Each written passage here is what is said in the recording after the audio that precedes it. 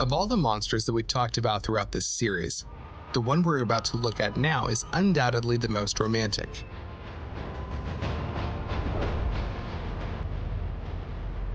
However, this isn't all that surprising. People have always perceived ships as rather poetic and somewhat magical structures. Especially if we're not just talking about a ship, but a cruise liner, and even more so if it's the largest liner in the world. Why is Miami the home of this monster? Essentially, it turns out that the ship wasn't built to fit the size of the port, but the port was built to fit the size of the ship. Who are the people who run this giant, and why is there no helmsman on the ship? This is the captain's chair. There's no steering wheel. What room on the ship is the most secure and guarded? Here it is, the holiest of holy of Symphony of the Sea's storage areas. And how many cocktail recipes does the least talkative bartender on the largest ship in the world know? You're not much of a conversationalist. What's hidden inside this monster? A cruise ship without romance, but with science.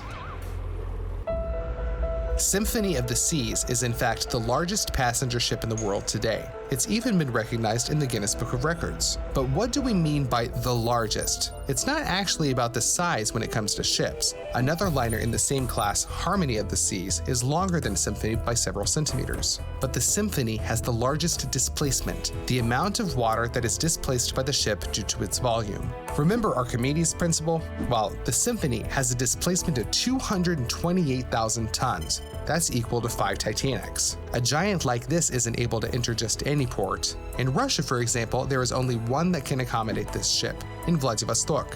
While the most advanced places in this regard are countries in Asia, Europe, and of course, the United States.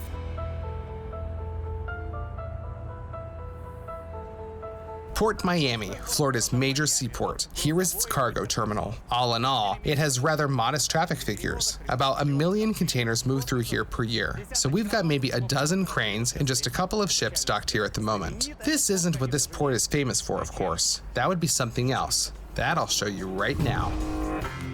Here is the world's largest passenger terminal for cruise ships. Here, behind my back, that's not a multi-story building, no. It's the stern of a ship named Symphony of the Seas. 6,000 people are boarding it right now.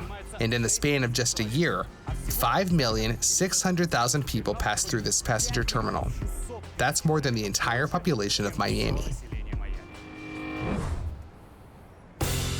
It's not so much that Americans are particularly fond of cruises, as it's that Miami is ideally located. Mexico, Cuba, and the Bahamas are all just a few days' travel from here. That's why this port was chosen by several major cruise companies to be their starting points. You can see that right now 6 different liners are all preparing to leave, and they belong to 4 different operators. But Symphony of the Seas immediately stands out from the others due to its incredible size. At about the same time when a shipyard in France began to build the ship itself, several thousand miles away from Europe, on a completely different continent, right here in Miami, they began to build this terminal. Again, essentially, it turns out that the ship wasn't built to fit the size of the port, but the port was built to fit the size of the ship.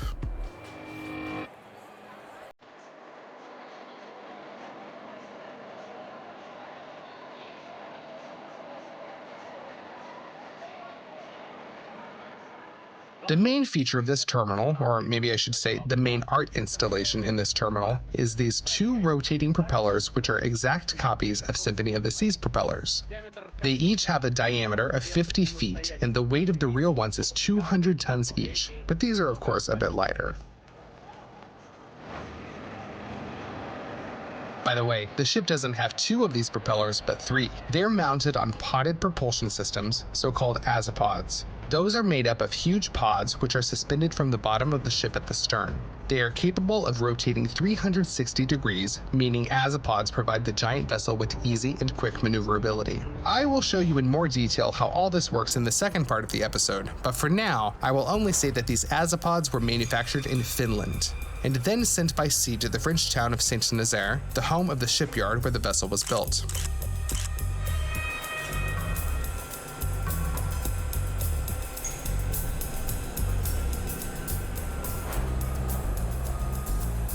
In general, Symphony of the Seas is a huge construction set consisting of hundreds of thousands of parts which were manufactured in dozens of different countries located on different continents.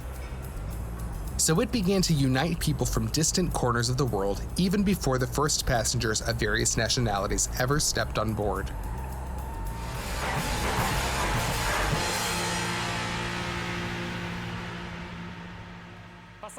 Boarding a ship is very much like boarding an airplane. Even these gangways, well, those who often fly, they know that they are almost identical to those in airports. Well, maybe these are a little wider.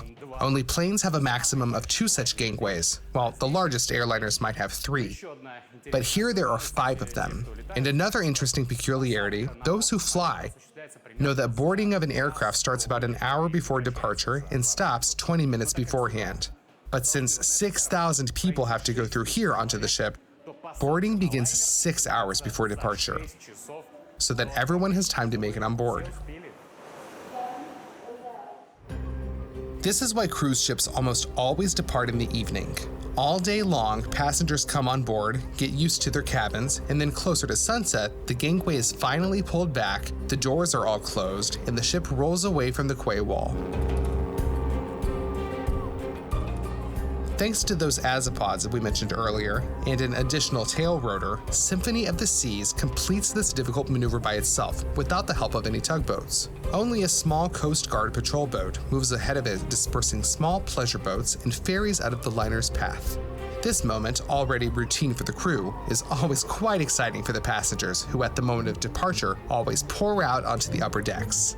After all, the sea, and even more so these calm oceanic waters, aren't anything like railroad tracks, and these gigantic ships are actually seen off in a very different way from trains. Как ни шути, волнений больше, ведь ты уже не на земле. Как ни ряди разлука дольше, когда плывешь на корабле.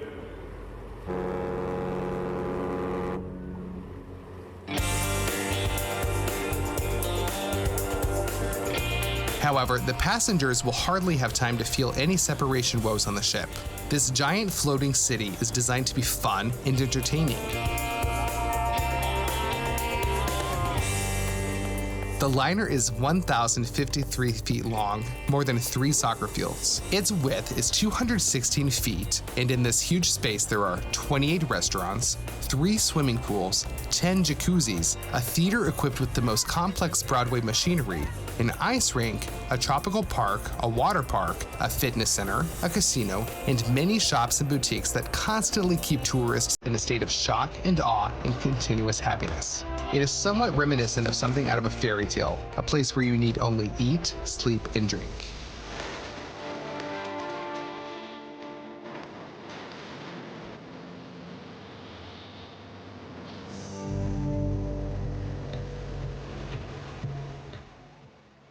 When you look at the map of the ship, these are posted everywhere here, you get the feeling that the ship is some kind of toy. Yes, there's 12 passenger decks. Yes, it says 2,750 cabins, but what do all these numbers mean? You only start to get a sense of it right here in the elevator atrium. Just take a look. 6 high-speed elevators transport thousands of people to a height of 229 feet around the clock.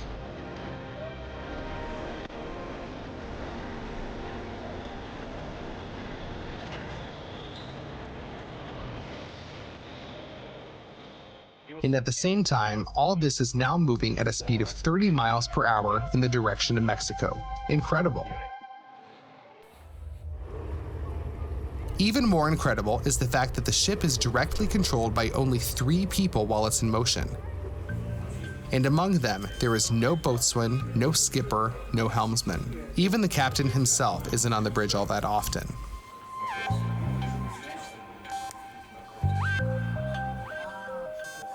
Today, the people who control the ship from here, from the captain's cabin, are no longer what you might imagine, sailors with tough, salty, weathered faces. They look more like office workers, and this place resembles some kind of control room or something.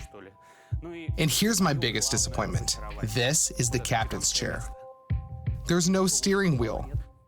The ship is controlled by two special joysticks. They're called anti-mice. In general, everything is technologically advanced, safe, highly scientific, and completely lacking in romance, for heaven's sake.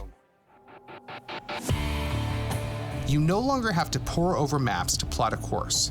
The navigation system stores all the necessary routes in its memory. The computer plots the path, taking into account the shallows, reefs, and other features of the topography of the seabed, and satellites track the position of the liner. An operator just needs to plug in the arrival time for the next point on the route, and the computer will even calculate the speed with which the ship could move. It's kind of like autopilot. The next time a person will need to directly intervene is the moment the ship approaches a port. The width of the ship, I will remind you again, is 216 feet. Therefore, side mirrors here clearly wouldn't cut it for parking. So when parking, well, when mooring that is, they use a special mooring console. Here it is. By the way, it sticks out from the side of the ship a bit, you see. It kind of hangs over the side for better sight lines. There is a second, identical control panel on the other side of the liner. Either the left or right one can be used, and that's determined by which side of the ship approaches the quay wall. The compass and binoculars found here are likely more of a tribute to maritime tradition than anything else. Mooring here, again, takes place with the help of space satellites and GPS. When the ship finally gets into the correct position, it is, you might say, tied to the pier with special ropes. This is almost the only step of the whole docking process that looks pretty much the same today as it did several centuries ago. The huge ship is held in place by means of 22 of these extra strong ropes, each about 5 inches in diameter. Right now, they're stretched like piano strings, they even vibrate a little. And here's something amazing. If you knock on the rope, you'll have to take my word for it, it's very solid. It feels like there's some kind of metal core inside. But in fact, this is not the case. The rope is woven from a variety of synthetic threads. They're very strong, they have a high elasticity coefficient, they're able to handle the highest levels of stress, but at the same time, as you can see, the rope is already quite frayed, despite the fact that it's less than a year old. It'll be changed soon.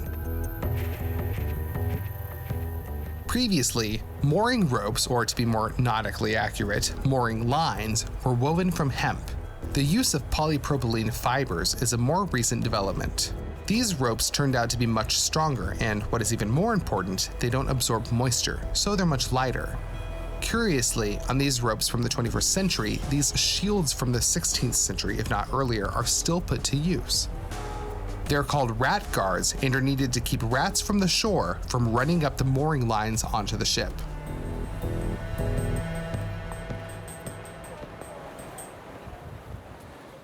Today, this small Mexican port has a real full house. 3 cruise liners arrived here at the same time, and all the berth walls are occupied. Here, Symphony of the Seas, 6,000 tourists, Norwegian Dawn, about 4,000. And lastly, a ship called Celebrity Reflection. There are about 5,000 more people on it.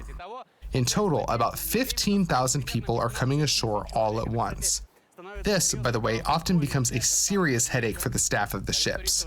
In the evening, when tourists come back here, relaxed, we'll say, after sampling some tequila, they have a bad habit of trying to board the wrong ship. But there haven't been any cases of someone sailing away on the wrong liner, not yet. The stewards and representatives of the Port Logistics Service work like clockwork and don't drink tequila, just like the other 2,000 crew members of Symphony of the Seas who, unlike the passengers, don't go ashore when the boat docks. While tourists are exploring local attractions, on the lower decks, preparations for the main task of the day are underway. Cooking dinner for 6,000 passengers before they get back on board. And for this, you first need to bring up several tons of products from the storage area to the galley.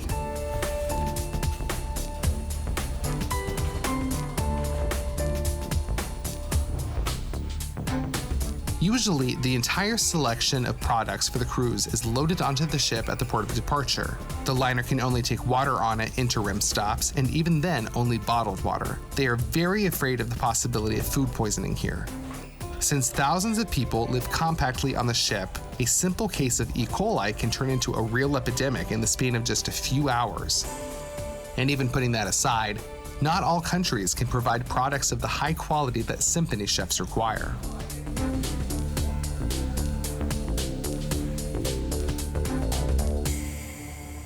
All the refrigerators and storage boxes here open automatically with the press of a button. But there is one door whose button is behind a lock. Thankfully, I have the magic key. You've probably already guessed what's behind this door. Here it is, the holiest of holy of Symphony of the Sea's storage area. Here are several thousand bottles of elite red wine.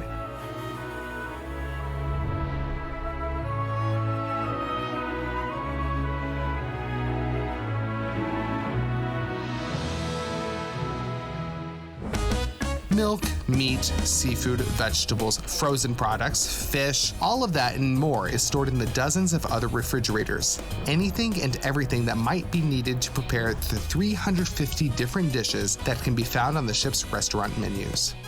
Of all the foodstuffs stored on the ship, only 2 products are honored with having their own private refrigerators. Well, simply because they are the most consumed items. First, we've got bananas.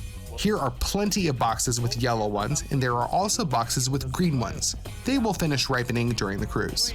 And the second product is the most popular. What do you think it is? I'll show you now.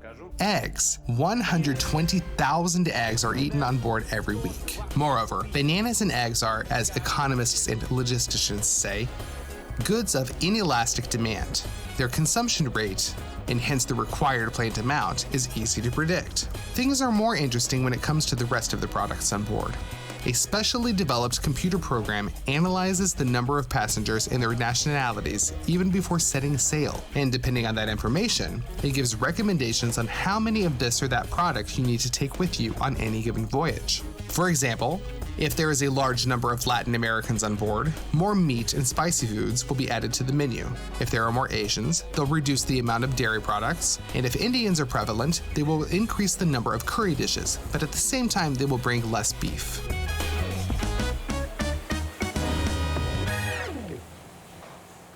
One of the main delicacies of any haute cuisine is of course the Atlantic lobster. Here he is, such a handsome guy. This dish, by the way, is not cheap, therefore it is very rare. And even here it's cooked, well, not all that often. It's a one-of-a-kind item, one might say, made 6,000 times every day.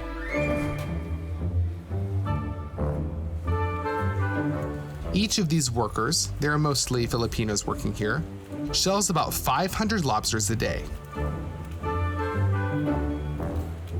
Those of you who have ever shelled, for example, crayfish, can imagine how much work this entails.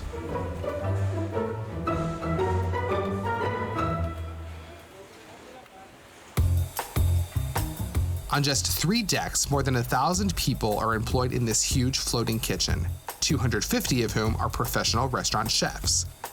They fry, boil, flambe, sauté, and whip around the clock and in shifts.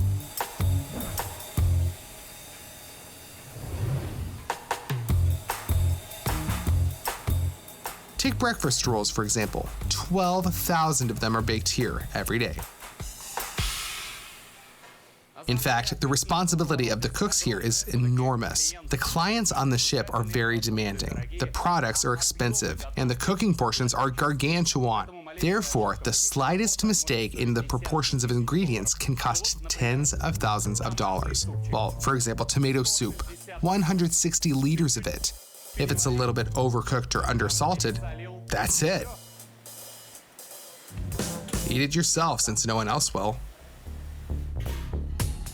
Seating and serving several thousand people in the liner's restaurants at the same time is a separate logistical task, and they strive to make it so that customers don't have to wait more than 15 minutes for an order.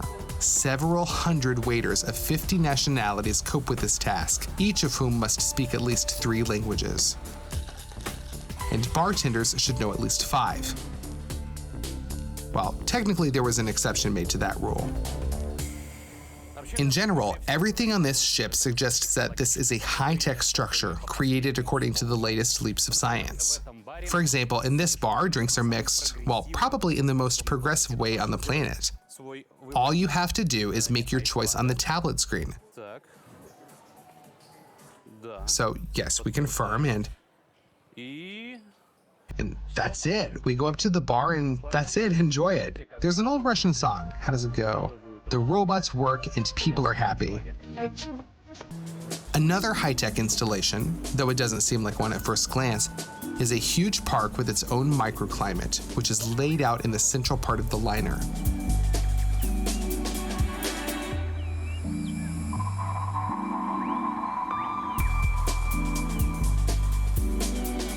Here, among the shady alleys, serenaded by the songs of specially brought in crickets and frogs, it's easy to forget that you are actually somewhere in the middle of the ocean.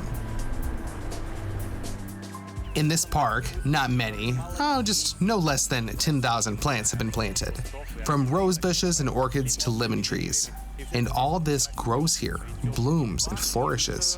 What's the secret? I'll show you. Here, for every plant, maybe I'm not being generous enough. Well, for almost every blade of grass practically, there's a special tube placed next to it, which from time to time, now you will probably see it, yes, fresh water is sprayed out. And not just water. Now I'll show you the irrigation station.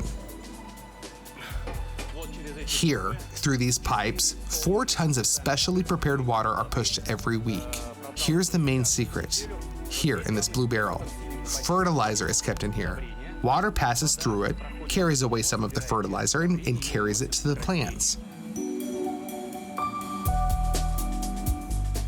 So thanks, in fact, to this seemingly unremarkable little device, this whole huge blooming park exists.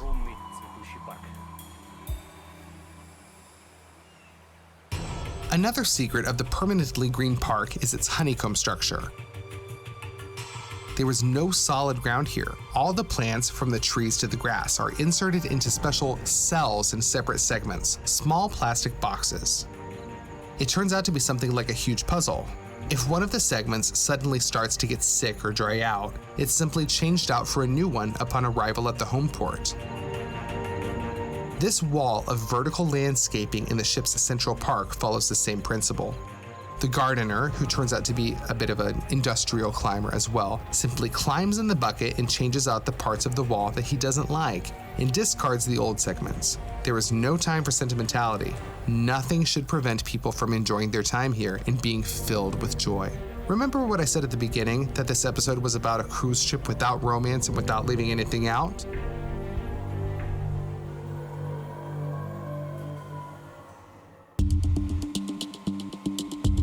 And what could be less romantic on a ship than the machinery room? In the lower part of the ship, where tourists aren't allowed, day and night there's the roar of machines working in the semi-darkness, and these are what makes this entire giant city on water move. Symphony of the Seas is 6 diesel engines with a total power capacity of more than 100,000 horsepower. For a point of reference, that's approximately the power capacity of 1,200 cars. However, not even close to all of this energy is spent directly on moving the vessel. The ship consumes colossal amounts of electricity. For example, for lighting, there are about 140,000 light bulbs on the liner. Also, electricity is spent on the operation of air conditioning systems and on the production of large quantities of water vapor. Yes, despite the fact that steamers and steam engines are a thing of the past, modern liners still use steam. A lot of steam. No, it of course no longer rotates the turbines as it did, for example, on the Titanic, but steam is needed for more domestic purposes. It's a simple method for heating the water in showers and bathrooms, and it also heats different spaces when necessary. However, those aren't its main function. Steam is necessary for the heating systems for the huge fuel and oil tanks, and it's also used in fuel-oil separators. It's consumed by the turbo drives of some pumps, and, well, if it's necessary, for several other important machines on ships. It's consumed by the turbo drives of some pumps, and, well, it's still necessary for several other important machines on ships, even in the 21st century. Moreover, it must be perfectly clean so that impurities don't build up on the walls of the steam lines. Therefore, it is created from distilled water. But where do they get such large amounts of distilled water?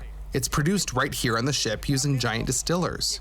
Here they are. There are 3 of them. The principle of operation is very simple. Well, it's basically a big tea kettle. This is where water from outside comes in. Here it's boiled, steam accumulates in the upper part of this chamber, and the sea salt settles down at the bottom. So after a while, overheated steam, there's a lot of it, enters this chamber. Here it condenses, and as a result, the finished distilled water is drained through the pipe. And the leftover salt? No, it's not used in the kitchen. They just throw it back into the sea. Several tons every day.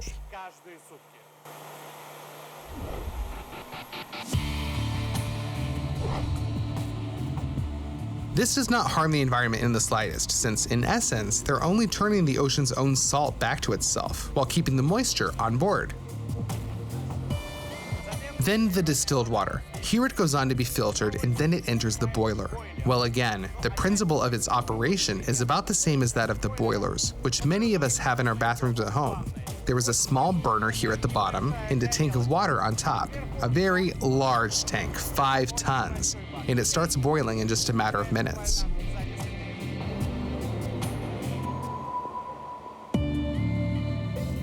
In the end, the resulting steam is used for its intended purposes. Moreover, part of it, when it condenses again, is sent back to the boiler. This is the so-called reverse cycle. But most of it is irretrievably lost, and therefore the reserves of distilled water have to be replenished all the time. It's also needed to freeze an actual skating rink on the ship. Here you can skate during the day and watch an amazing ice show in the evening. That includes a number of Russian figure skaters.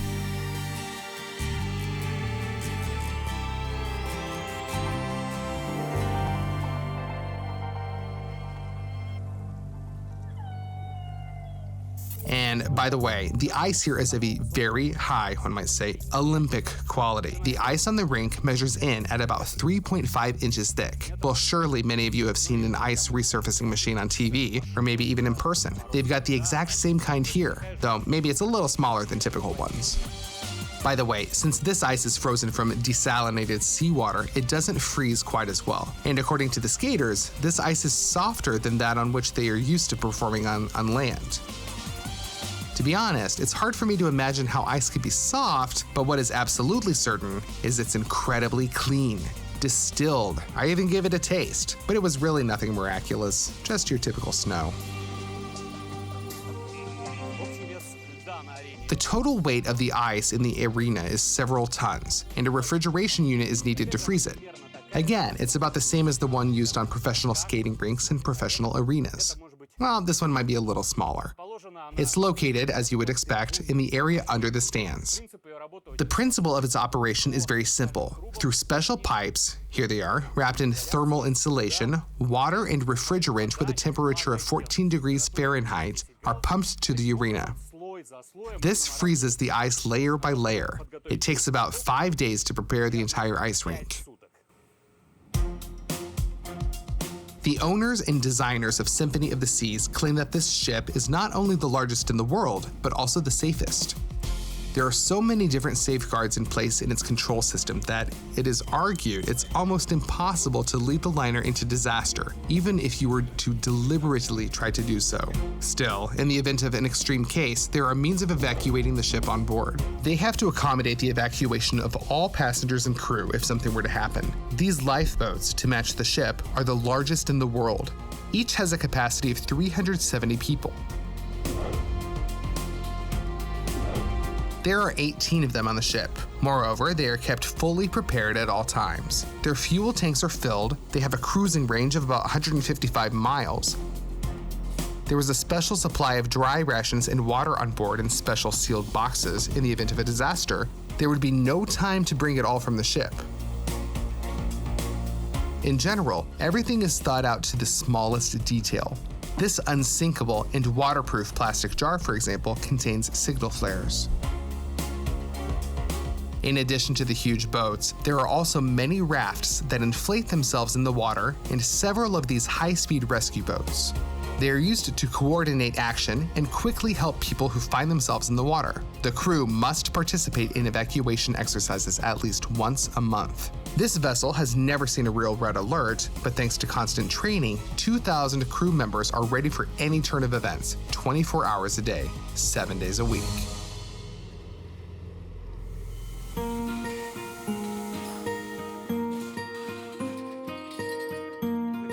The ship also has its own waste recycling plant. Here it is. This, for example, is a machine for pressing cardboard packaging. Here, cans are collected. Then they are all crushed into these large bricks. cellophane is processed here. At first glance, it is a little paradoxical how they deal with glass bottles. I'll show you now. They are simply broken into little pieces so that they take up less space, and they are sorted as follows. Here we have a big bag with dark glass. Here we have broken transparent bottles, and here we have green glass. And here's what's surprising. As is everywhere else on the ship, in this waste recycling shop, everything is kept perfectly organized. There isn't even an unpleasant smell here.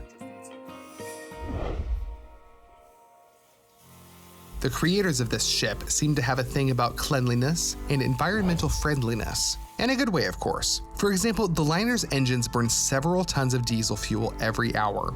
But at the same time, not black, not even blue, but exclusively white smoke comes out from the Symphony's exhaust pipes, all thanks to scrubber cleaning.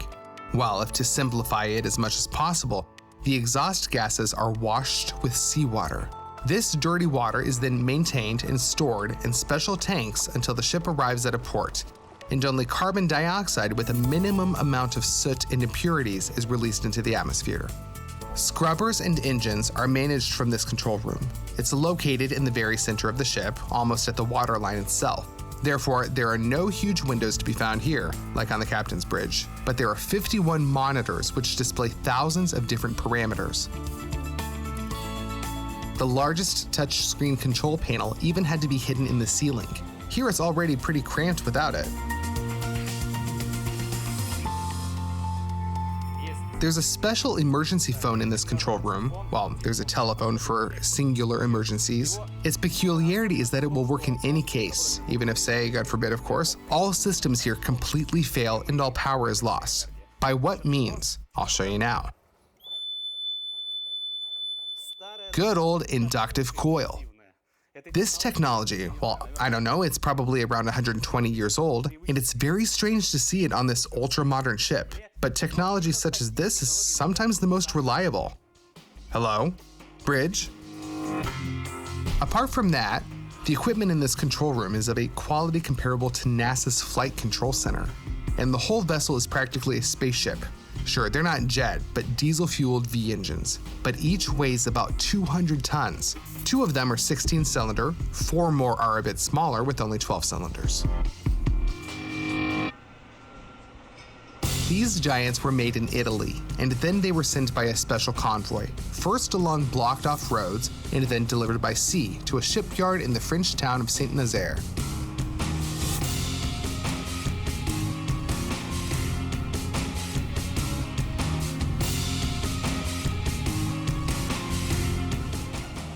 Building each of the 6 fiery hearts of this monster was such a difficult technological task that we decided to show it to you in more detail.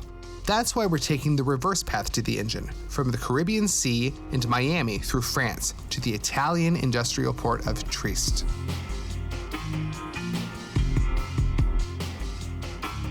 The company that makes the world's largest marine engines in Italy is actually from Finland. It's called Wärtsilä. It got its name in honor of a small Finnish village where this business once originated. It's curious, but today the urban-type settlement and the Wärtsilä station of the October Railway are part of the Sortavala region of the Republic of Karelia, a typical Russian single-industry town with a modest budget. At the same time, Wärtsilä has an annual revenue of several $billions. But back to the engines. Each of them consists of several thousand parts. Some of them are made right here in Trieste. Some come from subcontractors.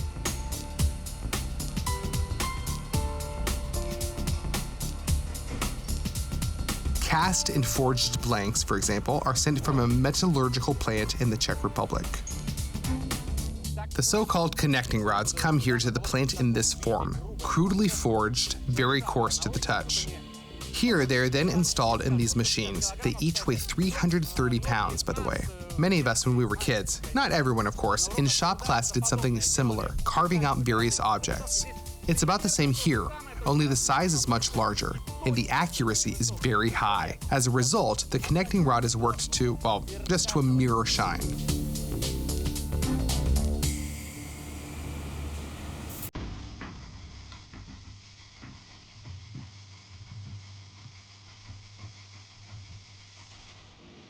After the lathe finishes, the connecting rod is then married to the piston and installed in the cylinder. In general, everything's familiar. Everything looks like a conventional internal combustion engine. But in this place, you feel like Gulliver in the Land of the Giants. The size of the parts is daunting. Everyone who has ever gone over the engine of their car, seen the pistons, immediately recognized them. Well, this one, believe me, is exactly the same. Well, a little bigger. This weighs about half a ton. And the volume of the cylinder in which it works is 6.5 liters. That, by the way, is a bit more than the total volume of my car's engine. Well, alright, not a bit more, several times more. And this, I repeat, is only one cylinder, and in 2 of the engines on Symphony of the Seas, there are 16 cylinders, just like this one. And the main difficulty here is that huge parts, that sometimes weigh several tons, must fit together perfectly. After all, there is so much force and heavy loads involved that the slightest deviation or inaccuracy can send the engine off the rails, and in the open sea, that can threaten a catastrophe. Therefore, manufacturing margin errors are as severe as with Swiss watches. Well, by the way, using the crankshaft as an example, you can easily understand the principle of operation of a piston engine. Look, in this position, for example, the piston would be in the upper position, and this crank pin is also up. At the same moment, the other piston is in the lower position, and the crank pin, respectively, is at the bottom. Thus, the pistons move up and down, and the shaft rotates. Everything is very simple, but the most amazing thing is that this particular shaft weighs 25 tons, its length is 26 feet, and it's made of one single solid piece of metal. Just unbelievable. By the way, there are only a few metal lathes in the world that can carve a 26-foot item like this from a multi-ton bar of high-strength alloy steel. The turner's worst nightmare here is to screw up even one detail. The crankshaft is worked on for several weeks, and it costs more than $1 million. Ultimately, after numerous checks and tests, the crankshaft and thousands of other parts are sent to the assembly area.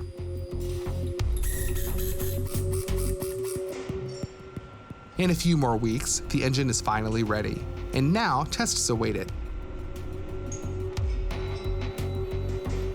If everything is in order, the engine is rolled back onto the ship, all technical fluids are drained, and it's checked again and again. In the testing chamber, the engine has already been checked out by numerous automated computer systems, sensors, and so on and so forth. But no one has done away with the good old visual control test. Everything here, again, is like in a car. We open the hood and look inside. Perhaps the most important difference between this engine and a car engine is that there are 12 of these hoods, or rather viewing windows.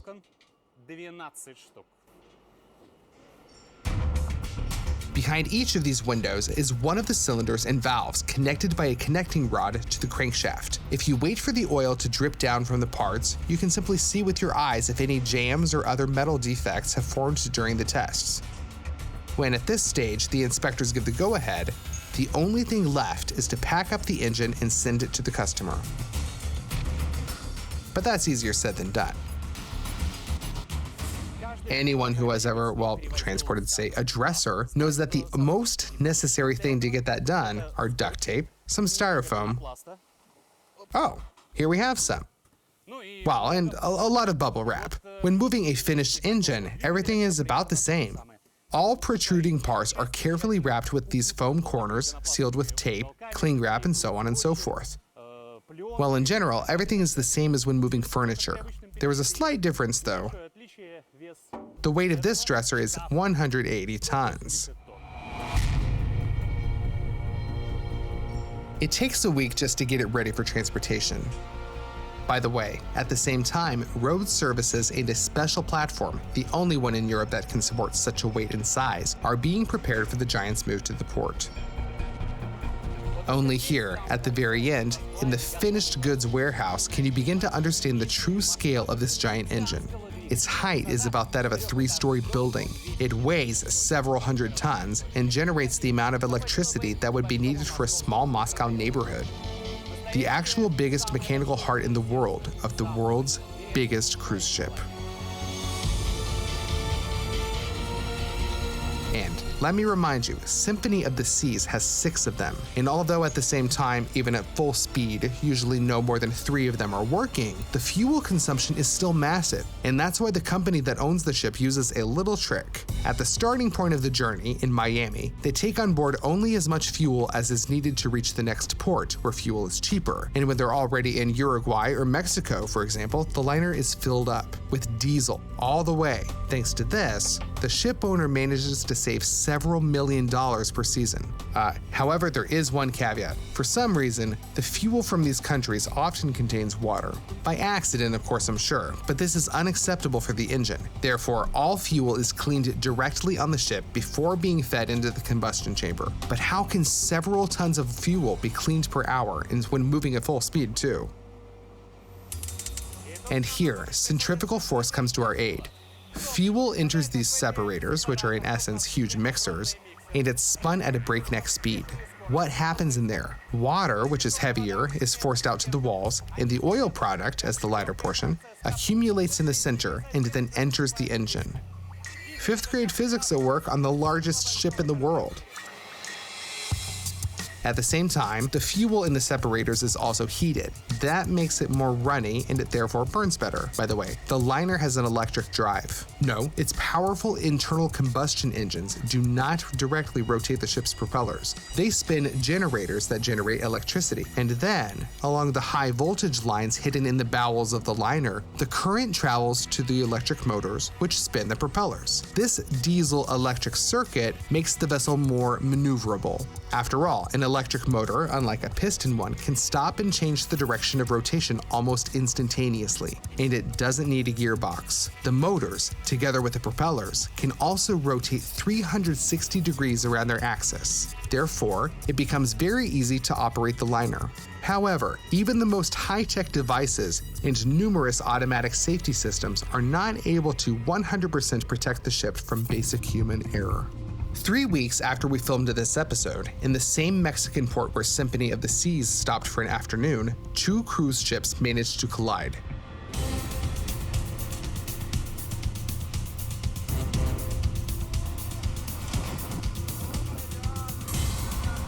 Oh my God!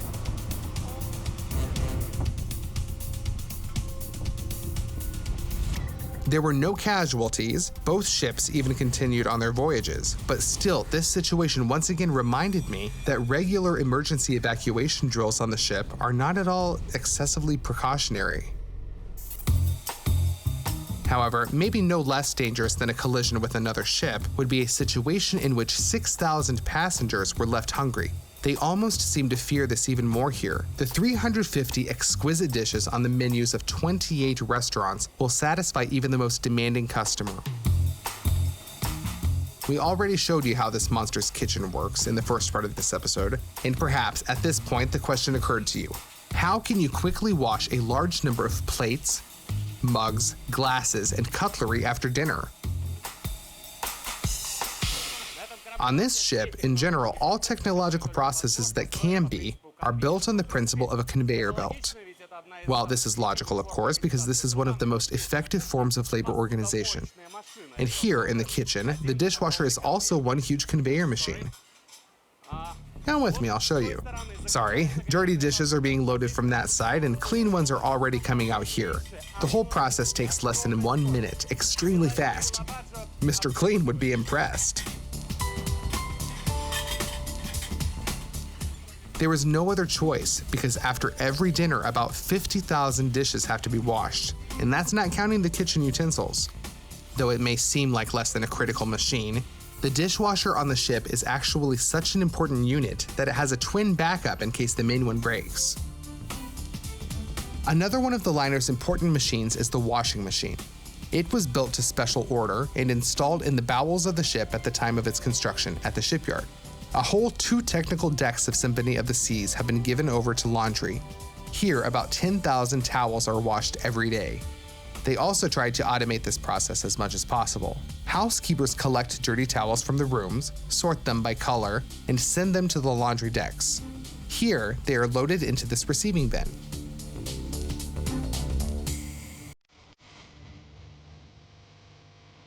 Then the towels go through the chute to this washing machine. one of the world's largest washing machines. Its length is 36 feet. And this one differs from the ones in our houses, not only in size, but in that all the cycles take place simultaneously. Here, it's soaking items. Here is the actual washing. Here is rinsing. Here is already spinning. That means that while dirty towels are entering the front of the machine, clean ones are coming out from here. And all this is happening around the clock, nonstop.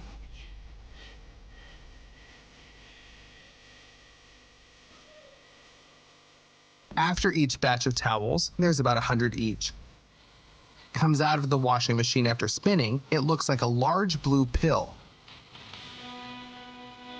Now, each towel needs to be shaken out, smoothed, and rolled beautifully. This step is done manually. There are mostly Filipinos working here, and for some reason only the men of this hardworking nation seem to be the ones managing to perfectly roll thousands of towels every day without complaint for months on end. And here, they also wash hundreds of sheets and pillowcases around the clock.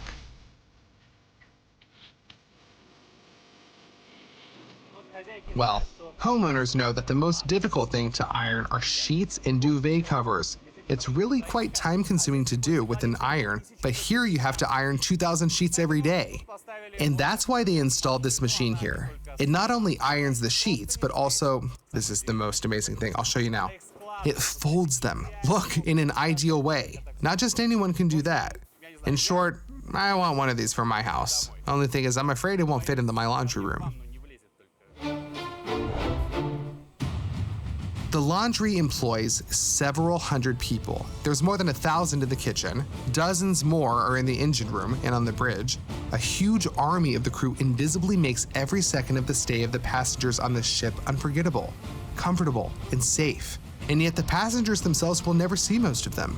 Only service personnel who are in direct contact with tourists are allowed to climb up onto the passenger decks. That includes waiters, maids, bartenders, salespeople, hairdressers, and other staff.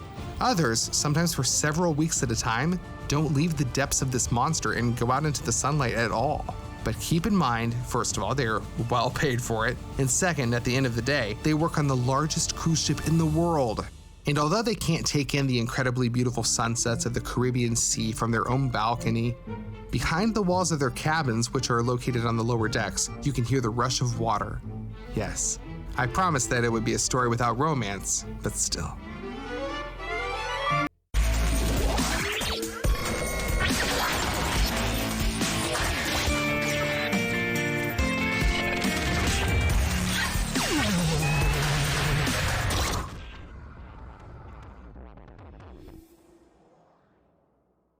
So, meine Damen und Herren, der Lufthansa-Flug 440 nach Houston, Terminal Star als Partner ist jetzt einsteigebereit.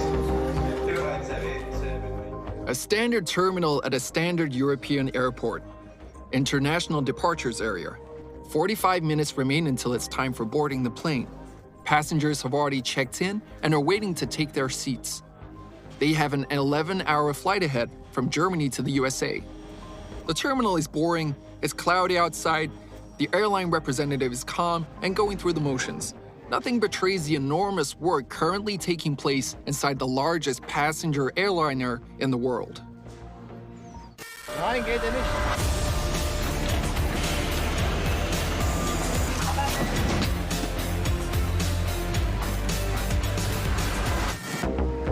And of course, none of the passengers are pausing to think about the titanic work performed to build this monster. And most importantly, to teach it how to fly. Definitiv nicht geht, haben die Männer mir eben gerade gesagt, die kriegen das jetzt nicht hin.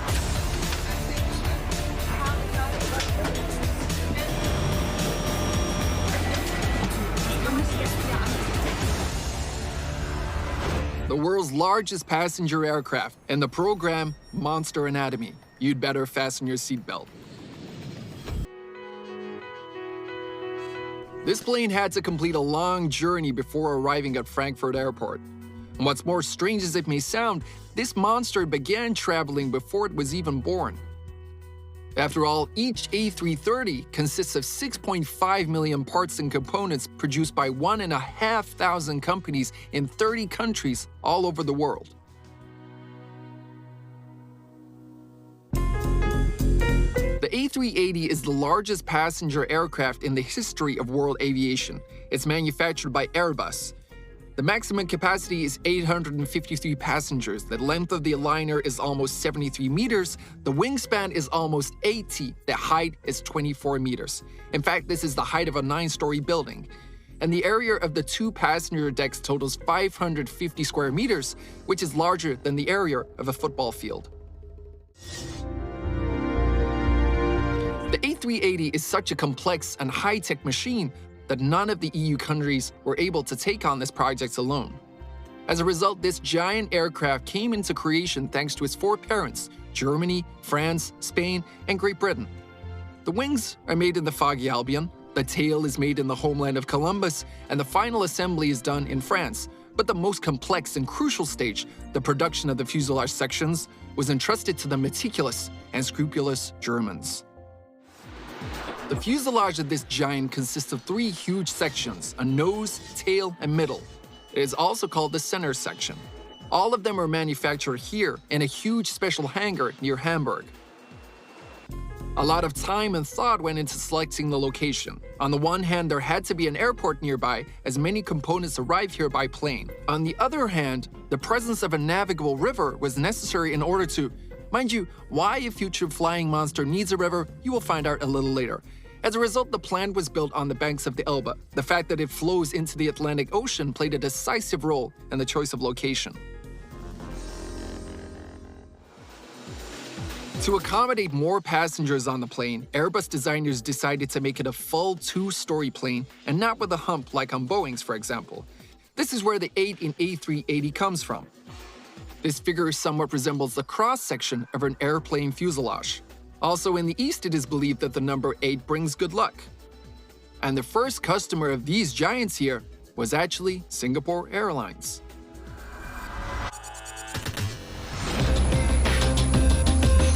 The fuselage sections are assembled on huge slipways.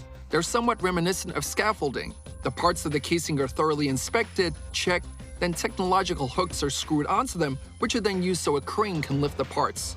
Afterwards, individual segments are assembled on the slipway to form a finished part of the fuselage. It all looks like a huge 3D puzzle. In just one day, the body of the future section appears from a dozen pieces. There are 6 assembly slipways in this hangar. The section simply transfers from one to another, gradually drowning more and more in wires, cables, lines, hoses, pipes, tubes, air supply systems, and internal lining. Basically, what you have here is a giant conveyor belt where a section spends several days at each stage. The aircraft body consists of only 75% aluminum. The remaining 25% are special composite materials. For example, this part is the plane's tail, made of especially durable fiberglass. Based on its characteristics, this material is pretty much the same as aluminum, but significantly lighter. Theoretically, it would be possible to make an entire plane out of this, but it would simply be very expensive.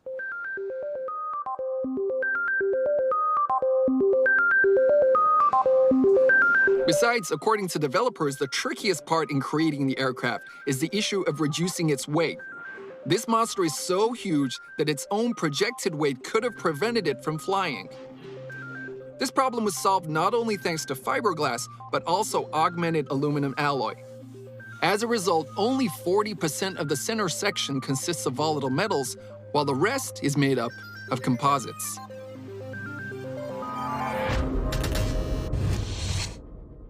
After the body of the sections is ready, it is carefully wrapped from the inside in a coat, I guess. It's a special heat-insulating material due to its ability to retain heat. A thin layer of such fiber replaces a 10-centimeter layer of glass wool. But that's not even the main thing. In the event of a fire, God forbid, of course, this material is capable of holding temperatures of several thousand degrees for 90 seconds. Every square centimeter of this aircraft has been planned down to the tiniest detail. The thermal insulation material, for example, arrives in segmented pieces based on special templates. Even if the worker wanted to, he wouldn't be able to attach the wrong segment to the casing. It simply wouldn't slot in with the others. So this shirt will fit our monster like a glove.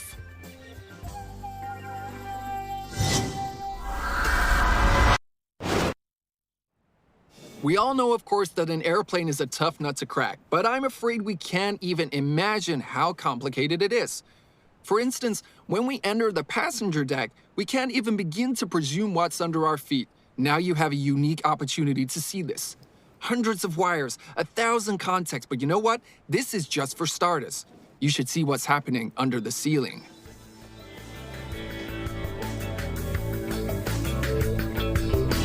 One A380 has 530 kilometers of wires.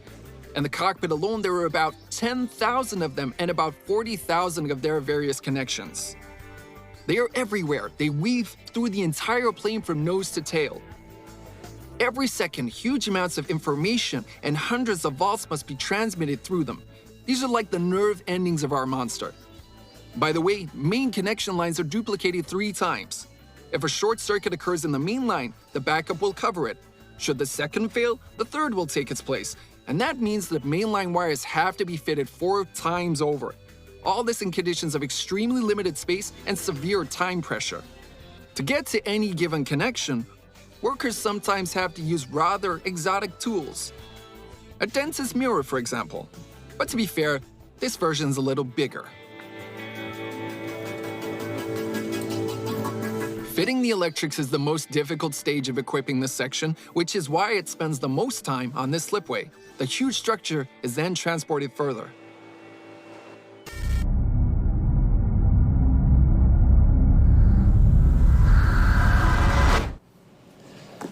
At this stage, air supply and air conditioning systems are installed inside the section.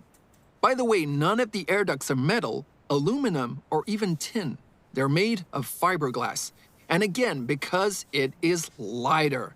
In fact, all the air in the A380, and that's 1,500 cubic meters, is completely exchanged every 3 minutes. As a result, absolutely everything is installed in the sections except the inner lining.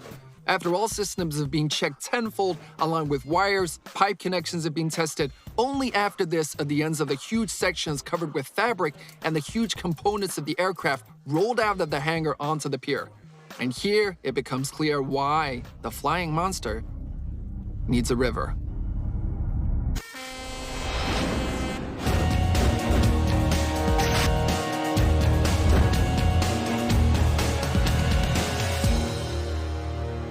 Naturally, the logistics for transporting the components of an A380 are crazy.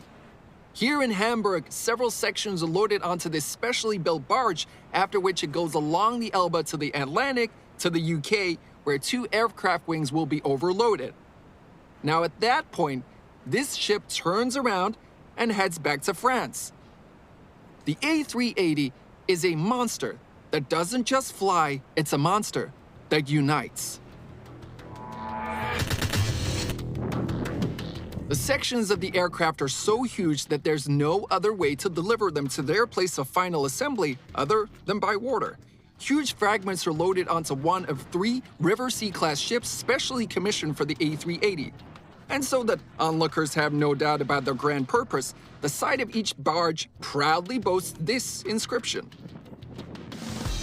Once again, due to the huge size and the high fragility of the sections, they did not even try to build a crane in this transshipment port. The parts of the future aircraft move inside the ship themselves, and to do this, the stern of the ship simply tilts down and the pier sags towards it, like a huge elevator.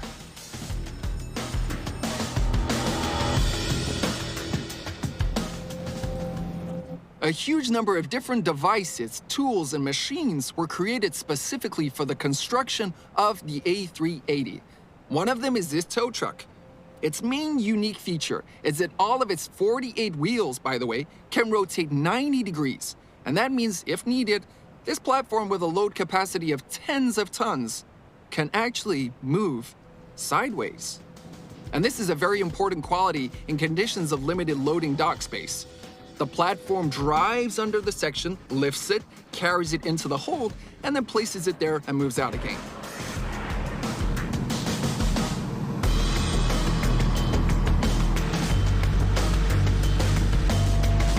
The whole operation takes about 15 minutes. And the most amazing thing Is it the driver of this miracle car? There he is. Yeah, he doesn't even sit in the cabin but walks next to it and looks to see if everything is okay. A huge trolley that he controls using a remote.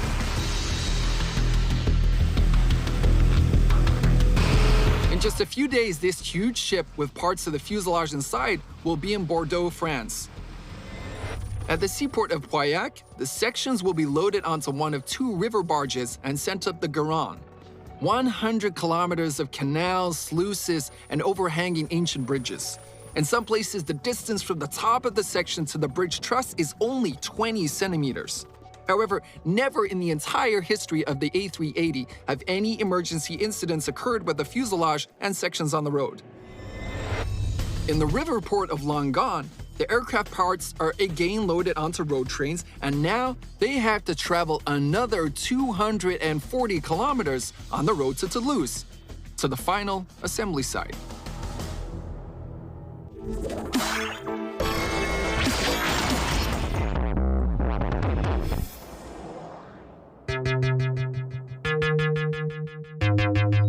The path of our monster's components runs through small French towns.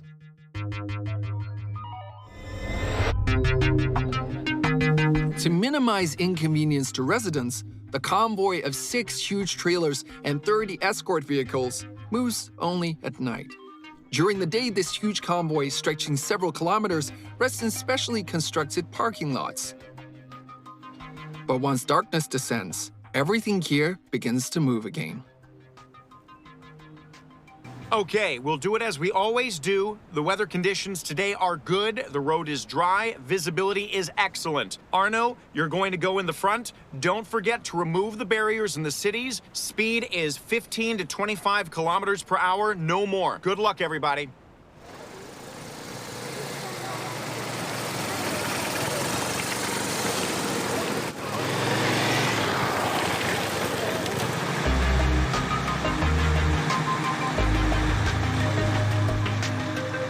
Each of them knows what and when to do something like the back of their hand. The drivers never change their order in the convoy. The trailer with the right wing of the plane always comes first. That's just how it came about. When the A380 parts were transported for the first time, that was the order. And since then, there have been no incidents, and they decided to leave this order for luck.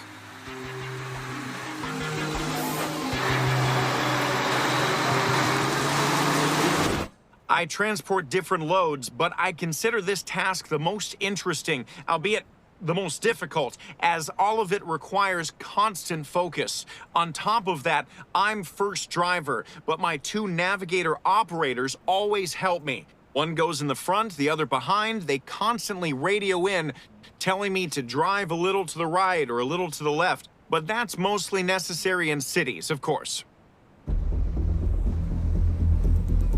The route along which the Airbus night convoy moves is closed off.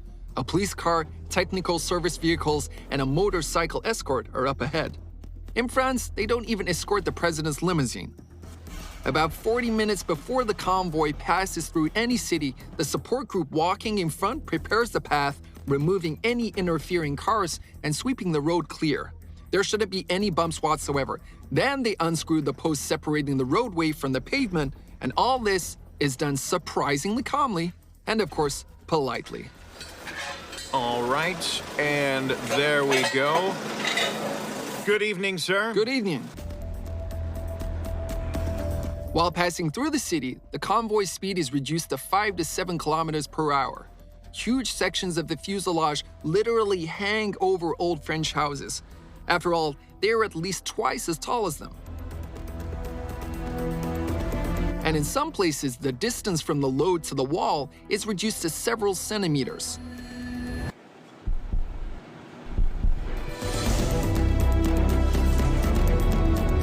Here, nothing less than pinpoint precision is required from the heavy-duty truck drivers. A glittering line of trucks driving through narrow French streets. The giant components of the A380 here in Provence have long been an attraction of sorts. Despite the late hour, of course, many local residents come out to see the spectacle. For them, this night convoy is like an Airbus carnival.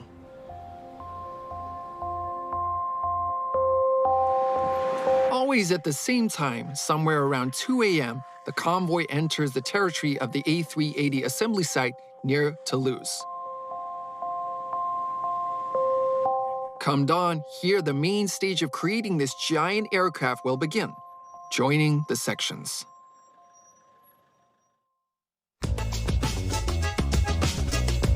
It's like Toulouse was specially constructed to be the A380 production site. Firstly, it is a very romantic city. It is also called the Pink City because of the peculiar color of the bricks. Secondly, it was here that Antoine de Saint-Exupéry, the famous writer who made millions of people around the world look at the sky differently, was born. Just like our monster, the A380.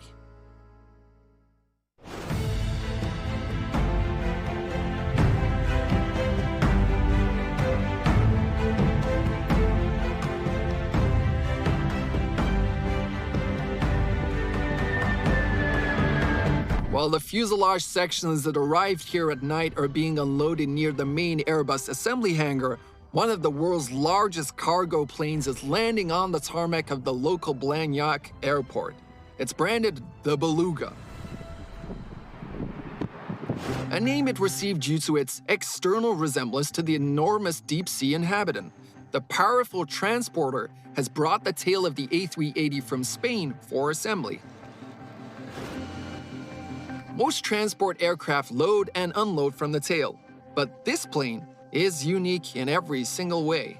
Its nose ramp folds up, and the part of the future monster simply slides out onto a special platform which slowly and carefully approaches the plane.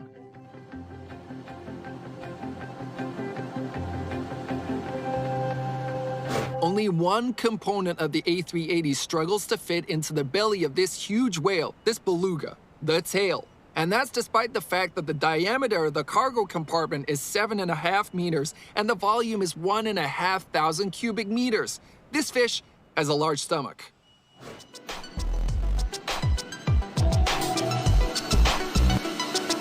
Usually the most difficult thing is to properly secure the cargo inside the hold. In all honesty, the beluga has a rather exotic aerodynamic shape and controlling it is no easy feat. And if the balance of the aircraft is suddenly off, it will be almost impossible to land it. A special person is responsible for correct placement of the cargo. Oh, and he flies together with it, evidently to feel a greater responsibility for the work he's done.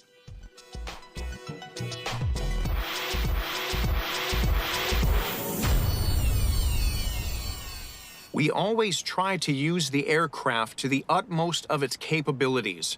My colleagues and I always calculate what the maximum load might be. It's a fascinating and very challenging job. The cost of a mistake here is our lives and tens of millions of euros. But I am proud to fly on this airplane, of which there are only 6 in the world. The beluga spends at most an hour in the hangar. Unloading, a quick inspection of the aircraft, checking all systems, and its wings up and back. In Spain, the next tail of the next giant aircraft in line is already waiting for its turn. Curiously, the parts of the future aircraft that the beluga brings here to the planet in Toulouse are carefully sheltered and even enclosed in a very thick fabric. The area of this little case here is hundreds of square meters, to protect the elements of the aircraft. There should not be a single scratch on them. Thanks to its impressive size, the beluga can take on board 47 tons of cargo at a time. But because of this, its range of movement is very small. It's more reminiscent of the range of some light aircraft. This giant can fly only 1,700 kilometers. Still, for the distance from France to Spain, that will more than suffice.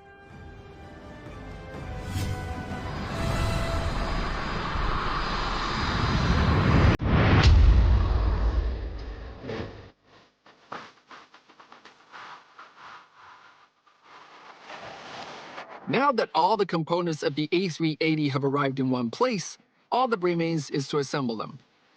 For the monster plane, Airbus had to build a monster hangar. The weight alone of the metal structures used to build this workshop is 34,000 tons.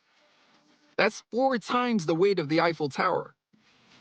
The width of the doors through which the planes roll in and out of the hangar is 90 meters, and there are 8 of those doors. It comes as no surprise that this structure can be seen with the naked eye from space. In total, 3 aircraft are assembled in the assembly shop at the same time. In turn, the 3 main assembly slipways are set up here. When the fuselage parts take their place, the slipway, with a total weight of 1,200 tons, seems to envelop the future monster from all sides. The 3 sections of the giant aircraft's fuselage, plus 2 more wings, are assembled on this slipway like some kind of children's construction set. Added to all that, this monumental work takes only 5 days. Here, by the way, is the place where the 2 parts join. Note that one section slightly falls over the other, so they end up overlapping. Here they are fixed with clamps like this. The sections are drilled and fashioned with rivets like this, and there are 3,000 of them here. So, oddly enough, the place where the 2 parts of the fuselage join is one of the strongest and most durable places on this plane.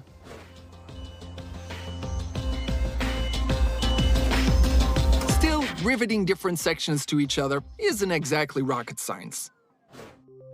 That being said, you do have to tinker with connecting and labeling all the electrical and computer systems. It is this incredibly painstaking and vital job that takes up most of the time. We have several hundred people working here. With such a workforce, of course, it is very difficult to control everything. Tens of thousands of rivets need to be fitted and thousands of wires soldered. But we've established a setup in which everyone does their own part of the job, and then an inspector comes and checks it all multiple times. How many times? How long does a plane spend here? 4, maybe 5 days. 5 days? Yes. That's not long. I'd even say it's really fast. Oh, yeah.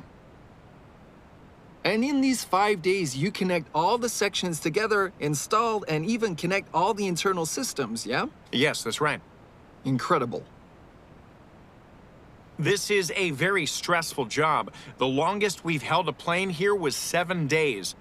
But that only happened once.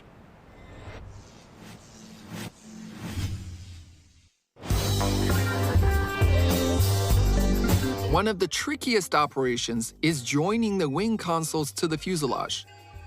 They're moved to the desired position by crane beams, and then precise laser corrections are performed. Around 4,000 high-strength bolts are used to connect one wing to the fuselage.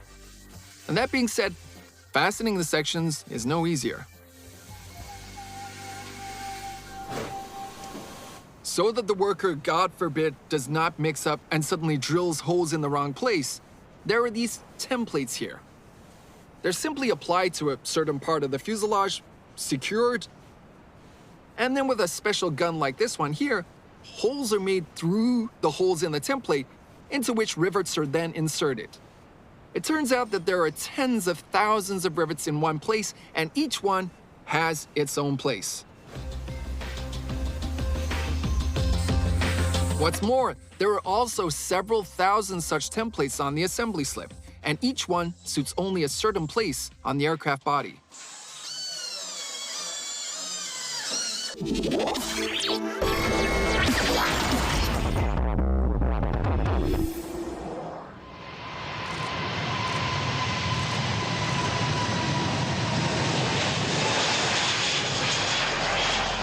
Nowadays, an A380 lands or takes off around the world every 7 minutes.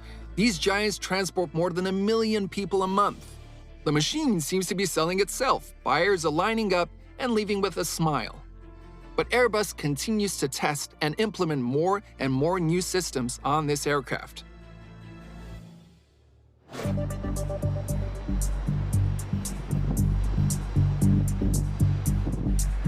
They can only be fully tested in the air, and that's why here at the plant, there's a special plane, a guinea pig aircraft, which tests all new engineering ideas on itself.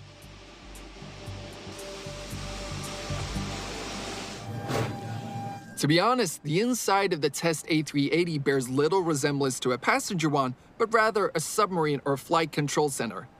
All these complex computer systems monitor 20,000 different parameters every second. Suffice to say, the total length of the cables that connect the servers is 200 kilometers. Now you can imagine what a headache it becomes for on-site engineers when the connection in at least one wire from this bundle here, for example, is torn, and he needs to check every single one to find the fault.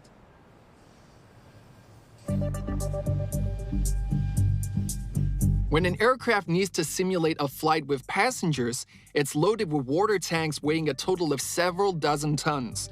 And by the way, these pilots still have parachutes.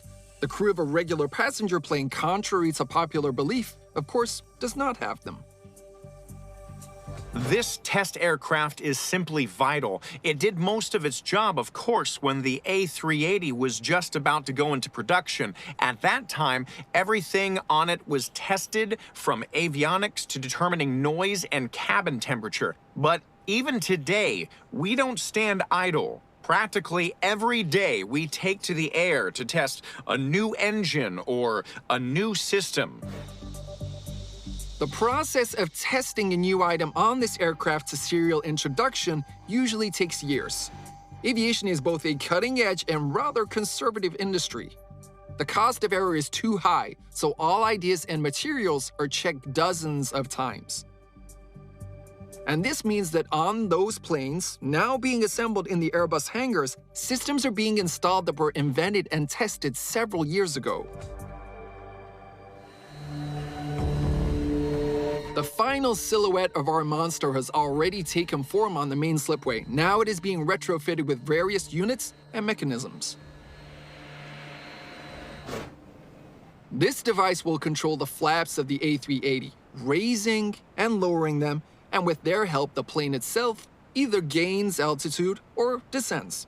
On conventional aircraft, this mechanism is much smaller. However, this is not surprising. The area of the flaps alone is the same as the entire area of a wing on an AN-24.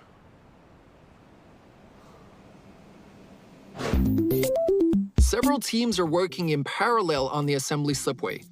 One is responsible for the tail, the other for the right wing, the third for the left, and so on. It's important that everyone keeps in time with their schedule. After all, just one sluggish group of 4 or 5 people could delay the delivery of the entire liner, and this spells colossal penalties. One of the most critical areas is the installation of the landing gear, which, by the way, contains Russian titanium. This is generally the only element of this huge aircraft where products from our industry are at least somehow used. But to be fair, this can be deemed as a very crucial unit element. It takes on a huge load when landing. And of course, titanium is one of the strongest metals on Earth, the only one capable of handling the task, provided that the wheels don't fail. A set of tires for the A380 consists of 22 huge wheels with a diameter of 1.5 meters each. On top of that, they're so powerful and the pressure inside is so strong that you can't even believe that the sound is rubber, so it completely feels like wood or, I don't know, plastic. And yet the load on these wheels is so great that the footwear for our monster has to be changed periodically. And that means about once a year. The planes that are on the slipways have yet to be painted. After assembly is complete, in this slightly unpresentable form, they fly on their own from France to Germany, where they'll be given the final polish. The only detail that's already shimmering with all the airline colors is the tail. In fact, there's an online camera installed under the ceiling in the assembly shop. The customer of the aircraft can see the feed from it, and from the tail, he can determine which of the 3 aircraft is his and what state of readiness it's in. Generally, the mechanism for selling an aircraft is approximately the same as when selling a car. Next to the main hangar, Airbus built something like a car showroom, or better yet, an air cabin, specifically for potential customers. Here, the buyer can get acquainted with the equipment, make some tuning selections, even order the color of the upholstery. Any whim for your money. Hello? Good afternoon. Welcome on board the A380. Please show me what you have here. Yes. So if you want to follow me, we'll see some... Well, do you see how much space there is? I mean, name another plane where you can encounter something like this. It's hard to believe that this is a plane. It feels like the living room of some reception hall. If you look at the cabin, this is the widest cabin in the sky. The special showroom displays a variety of A380 cabin layouts from economy to business, first, and premium class. Cabins like these are considered the highest of chic. They're called suites here. Essentially, it's a small 5-star hotel room with a bed, an armchair, and of course, a TV and a small table. If you wish, you can even invite someone into such a cabin. It won't be crowded, but that said, you won't achieve complete privacy here, as the side wall of a suite is only 1.8 meters high. According to aviation rules, stewards must see what is happening to a passenger at all times. So now, as you can see, we're entering the business class cabin, and here we have beautiful armchairs that actually convert into beds. Everything moves, everything goes lower. I feel like I'm in a spaceship in some kind of sci-fi movie. Yeah. Sweet. There's even a TV. I mean, well, yeah, I'm in the future. It'd be nice to fly in these conditions somewhere from, I don't know, Moscow to Vladivostok. Not like I usually do. Comfort is perhaps the main trump card of the A380 developers. This is where the main emphasis is placed. Airbus is especially proud that this monster has the quietest cabin in the history of world aviation. Standing at the top deck bar and listening to music, it's easy to forget that you're even on an airplane. What's more, in-flight comfort is created not only for the passengers, but also for the crew. Another of the numerous features on the A380 is that it's claimed to actually have the largest and most comfortable crew rest cabin. But it appears to be big only by French standards, as I have to tilt my head a little. Nevertheless, it's got everything you need to relax: a bed, a TV, even a phone. Basically, it's pound for pound a small hotel room. But so that the crew members don't forget that they are still at work, the affectionate French attach the sign "one person only" near each capsule, just in case. In fact, the dimensions of this compartment are standard for any A380. Everything else can be changed. Now, the most popular layout is the passenger compartment divided into 3 different classes. In this case, that means the aircraft has 525 seats. But you can also order a setup where there will be only economy class throughout the plane. Then the number of seats can be increased to 853. However, for some reason, no one has ordered that one yet. Still, the interior and the seat are, as they say, add-ons. The interior of the A380 will again be fitted in Germany, and the plane must fly there itself. To do that, after assembly on the slipway, it will have to pass an extremely tough exam. Once the aircraft is fully assembled, it needs to be fully checked to make sure everything is correct. Interestingly, this process takes the same amount of time as the assembly. It happens in this hangar, plus they also install the engines. As a result, about 3, sometimes 3.5 fully finished aircraft are rolled out from here per month. I mean on average, of course. That means only 35 to 40 monsters are assembled here per year, and the concern's order portfolio includes hundreds of aircraft.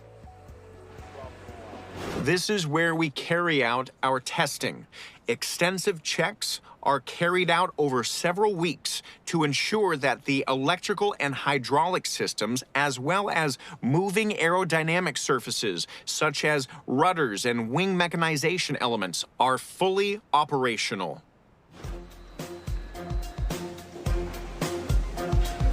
A thorough and lengthy check is performed on all engine systems. A big plane needs a lot of thrust. And although the A380 can fly confidently even with one failed turbine, it's better not to cause a heart attack. The A380 has 4 hearts, giant engines each packing 70,000 horsepower.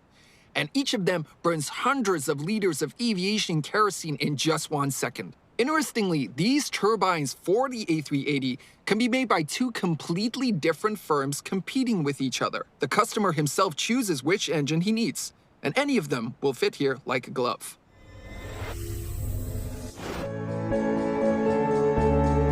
At the same time, the A380 is the most economical aircraft in its category. It's the only long-haul airliner that consumes less than 3 liters of fuel to transport a passenger 100 kilometers. Compare it with the consumption of your car, and you'll understand that flying works out cheaper. Well, at least when it comes to fuel.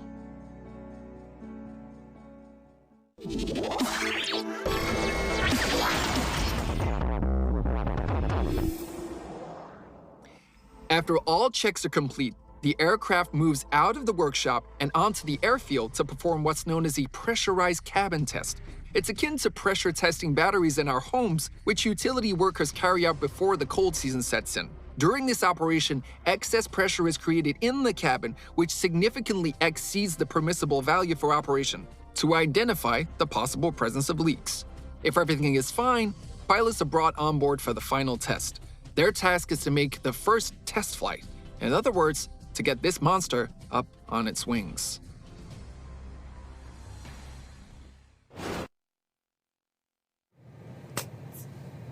The A380 cockpit is almost the same as any other Airbus aircraft. The company specifically makes them the same so that pilots can more easily transfer their flying knowledge from one type of aircraft to another.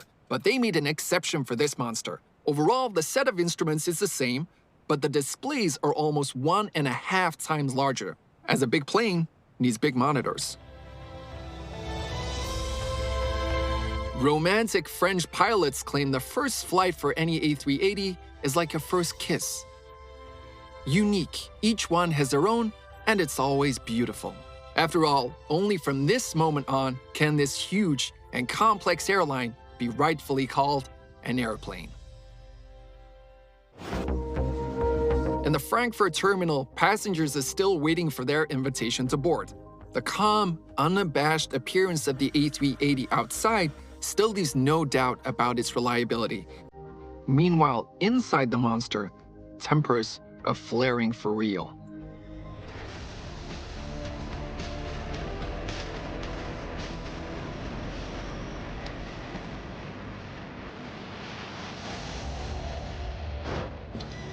During preparation for takeoff, you can't help but feel that onboard the plane is complete chaos. There's a huge number of people, stewards, technicians, maintenance personnel moving around the plane at great speed and constantly doing something. Laying out pillows, checking food, installing new armrests, headrests, repairing seats. In fact, everyone here has their own job to do, and everything is like a well-oiled machine. It takes only 1 hour to prepare this giant airliner for departure. At the same time, the technicians outside are refilling the aircraft with water and fuel, charting the batteries, checking the landing gear and engines, and conducting an external inspection of the fuselage.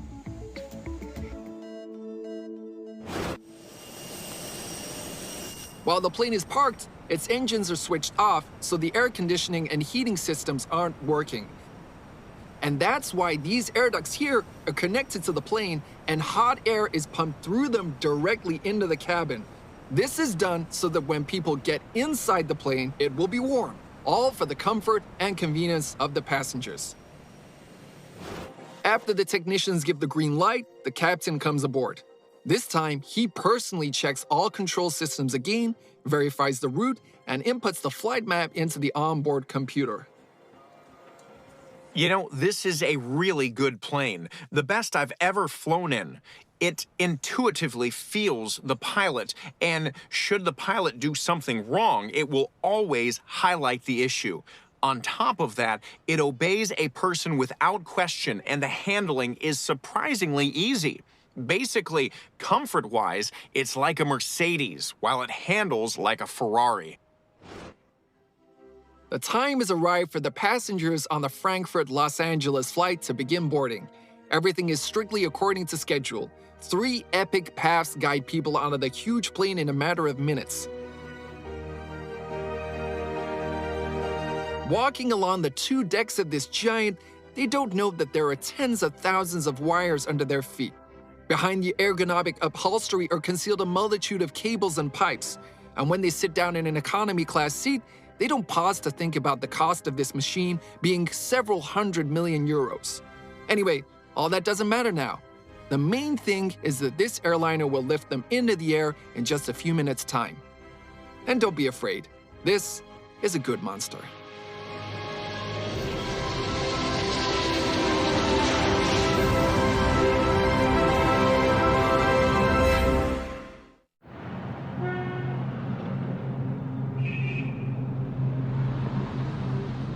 Almost all of the machines that move around our planet, on our planet, and even from our planet, run thanks to hydrocarbons. Humanity burns about 80 million barrels of oil a day. At the same time, its current deposits are quickly depleting. And this makes us go further and further and further in the search of black gold.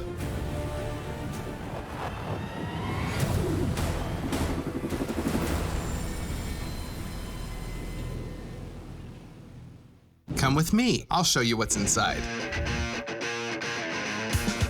The platform is located directly on a tectonic section. Everything is controlled by this one joystick. Its own power plant.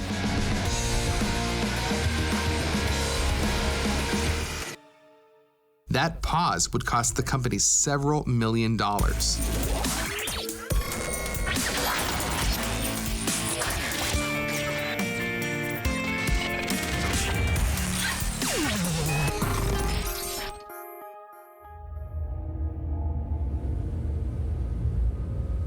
The offshore oil drilling platform Berkut, located 15 miles from Sakhalin Island on the shelf in the Sea of Okhotsk, is one of the largest in the world.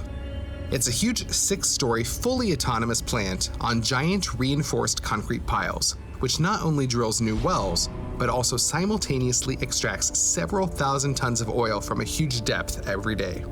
It's a real monster with an incredibly complex anatomy.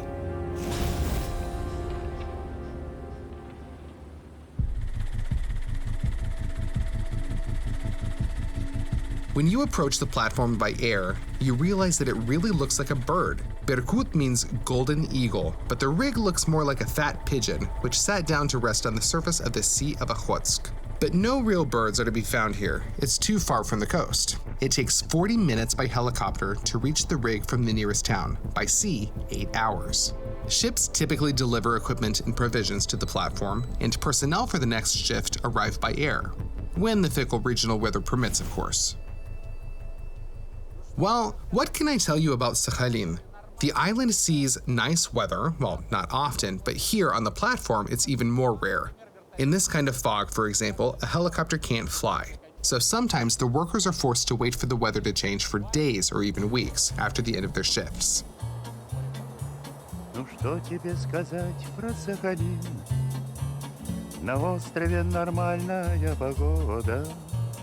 Прибой мою тельняшку просолил, и я живу у самого восхода. But how then here, in one of the most inhospitable and inaccessible places on the planet, was it possible to build such a colossal and complex structure weighing more than 200,000 tons? It's very simple. It wasn't built here. The platform was brought here, piece by piece.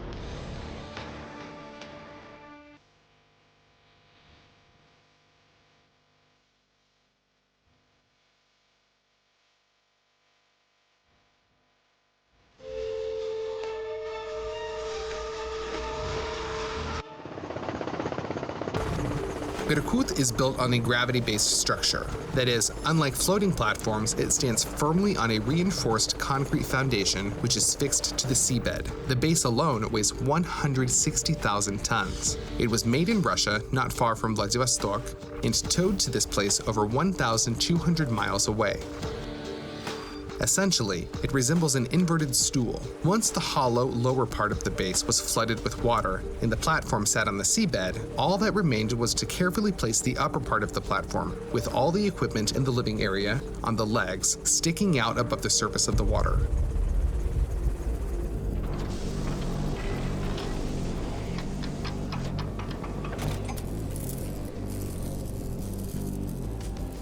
By the way, note that on the middle section of the legs of this giant stool, there is a ring of concrete of a slightly different color.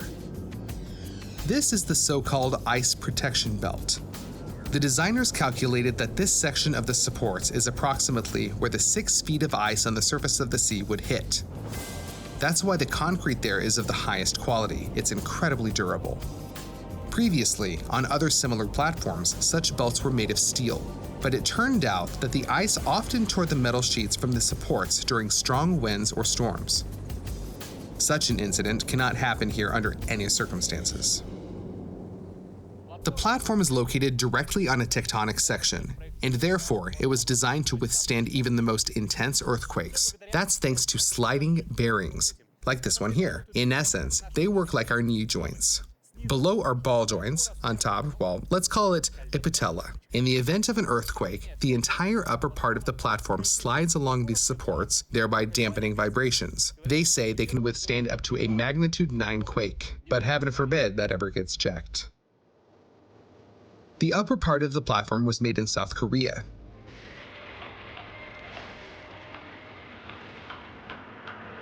It took several years to build a 6-story, high-tech, fully autonomous oil refining complex.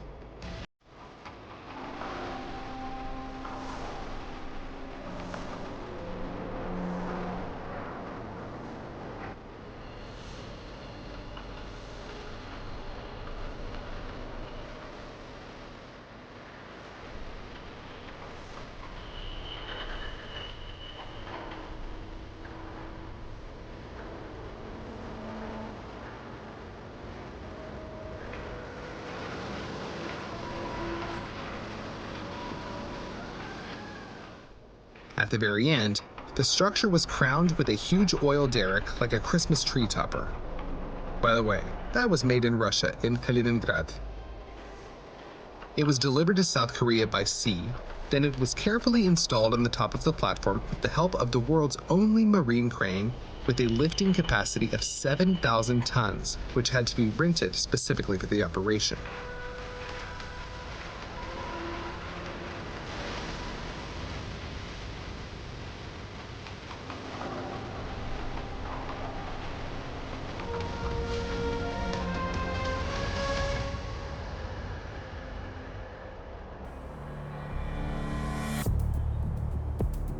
Again, in order to compensate for vibrations during earthquakes, all the pipes and oil wells that go from the upper part of the platform to the lower one have joints here which are covered with black reinforced rubber cuffs. These couplings allow the pipelines to shift at the connection points relative to their axis and thus provides a guarantee that they won't burst if something happens. However, this is just one of the many ways to protect equipment from unforeseen incidents.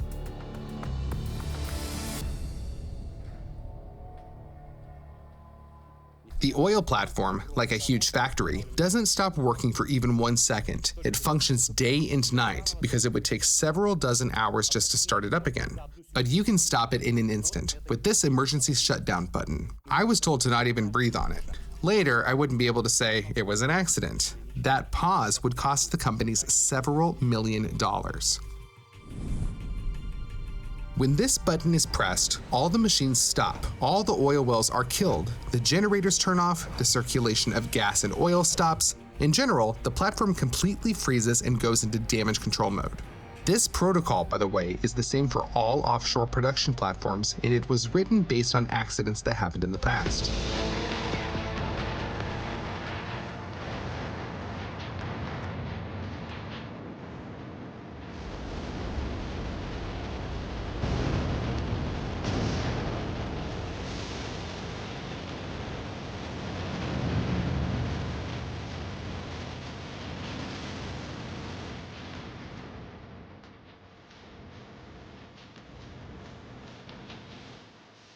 Right now, there are 237 people on the Berkut platform.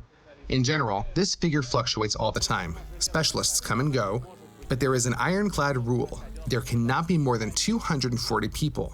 That's because that's the maximum number of places in the lifeboats. There are 4 of them, and it works out to be 60 people per boat. They're a little larger than an ordinary minibus, which means the passengers are packed in here, well, literally like sardines. But during an actual emergency, as they say, there is no room for complaints. Surviving is what counts. Berkut's lifeboats have never been used, and the same goes for the emergency shutdown button in the central control room. It's never been pressed.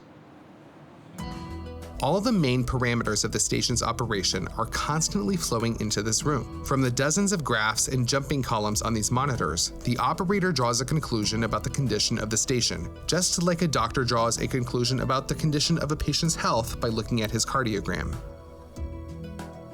By the way, since the staff working on the platform is an international one, all announcements are made in English.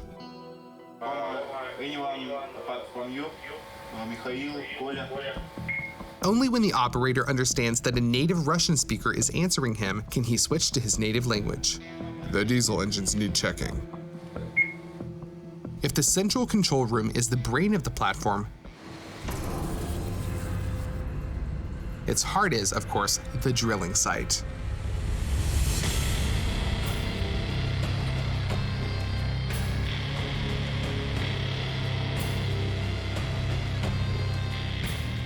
It's located at the very top, on the 6th story of the platform. Its lofty position in the structure comes despite the fact that the drill pipes in the drill itself, so to speak, drifters call it the bit, goes over a mile under the platform, and accordingly, deep into the seabed.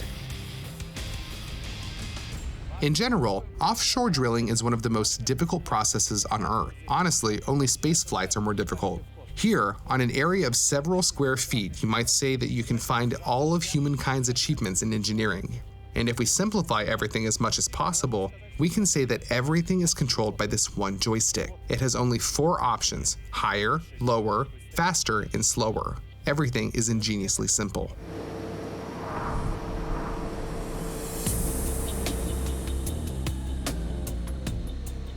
Well, this, I repeat, is if we simplify everything as much as possible.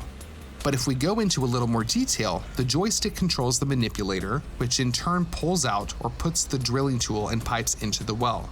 They are more or less looking for oil by touch.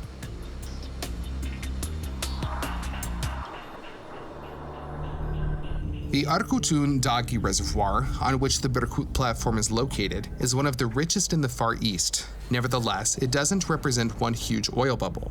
It's a multitude of large and small cavities filled with hydrocarbons. Dozens of wells diverge from the platform in different directions underground, sometimes going 3 or even 4 miles to one side. Wells, like the mouth of a mosquito, foot by foot, look for oil-filled cavities so that they can then begin to suck it out from them and bring it to the surface. It turns out that under Berkut there's a whole cluster of wells, and every few months another one is added to the list.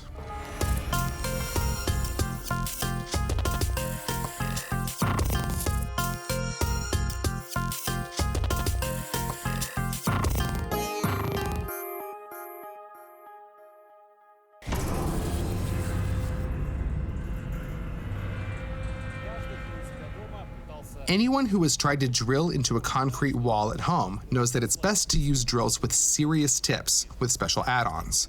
Well, here it's about the same. The drill itself is made of high-strength steel, and the cutting elements are made of artificial diamonds. This is almost like a piece of jewelry, although it looks pretty brutal. And in case you were wondering,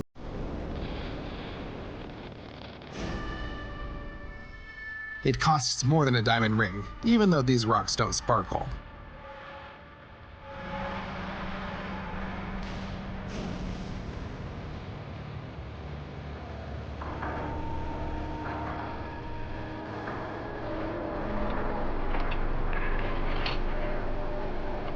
This is how more and more sections of long pipe are screwed on top of the chisel, which rotates the steel worm at high speeds. The whole construction bites deeper into the rock, going further and further until the drillers find and form a well.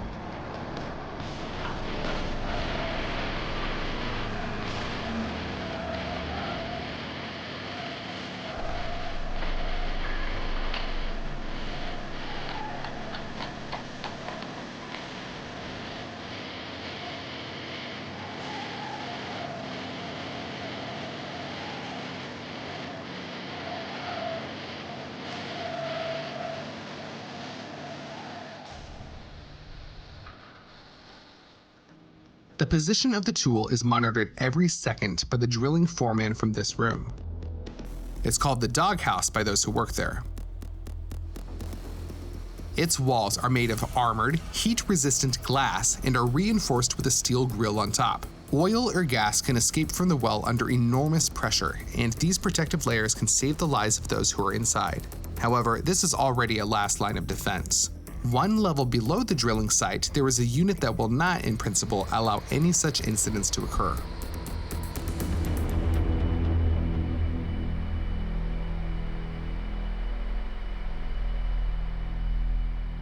Generally speaking, there aren't any unimportant machines on the rig, but this one is really one of the most important. It's called the preventer. Two knives are installed inside, and in the event of an accident, they simply cut off the well along with the pipe, made by the way of high-strength steel, and thereby plug the emergency well. It's never been used throughout Berkut's operation, and hopefully it won't have to be, but it's ready to be employed 24 hours a day. The preventer is only installed on a well that is currently being developed, that is, where the drill is still looking for cavities of oil under the seabed. And the wells that have already been drilled and handed over to operators are considered to be calm and more or less safe. The fact is, the pressure in them is already understood, the density and composition of the hydrocarbons is known, and they usually don't present any surprises. After all that is established, barrel after barrel can be pumped out of here. This room can be seen as the narrow bottleneck of the Berkut Oil Platform, if you like, through which all the oil produced here runs. Each of these thick columns is a well that goes deep under the seabed for up to a few miles. Then they all converge into one large pipe, and through it, the oil is sent off to the mainland. But before that, here at the sampling stands, a little bit of oil is taken from each well. Here it is. The black gold of Arcutun Dagi. It's more brown, really. Sort of reminds you of hot cocoa. Or something. The black rubber skirts you see here on the pipes are, again, the same cuffs that are designed to dampen vibrations in case of possible earthquakes and compensate for any deformation. In total, the platform is designed to accommodate 45 wells. To date, about half that number have been drilled. There is one unique well on Berkut which even differs in color. All the others are labeled in yellow, but this one is orange. It's designated DD1, and its peculiarity is that there's no oil inside. Moreover, the liquid in here doesn't go up at all, but on the contrary, is pumped down from here. This is filled with drilling waste, dirty industrial water. In short, everything that cannot be dumped into the sea is pumped down this well into a cavity from which oil was pumped out of earlier. It's their rather original way of sweeping dirt under the rug, I suppose. This method of disposal, by the way, is considered to be perfectly environmentally friendly. On Berkut in general, they carefully make sure that no oil products get into the sea, judging by the giant colony of crabs which has chosen to hang out on the platform supports, and by the fact that sea lions regularly swim on by. They appear to be successful in that.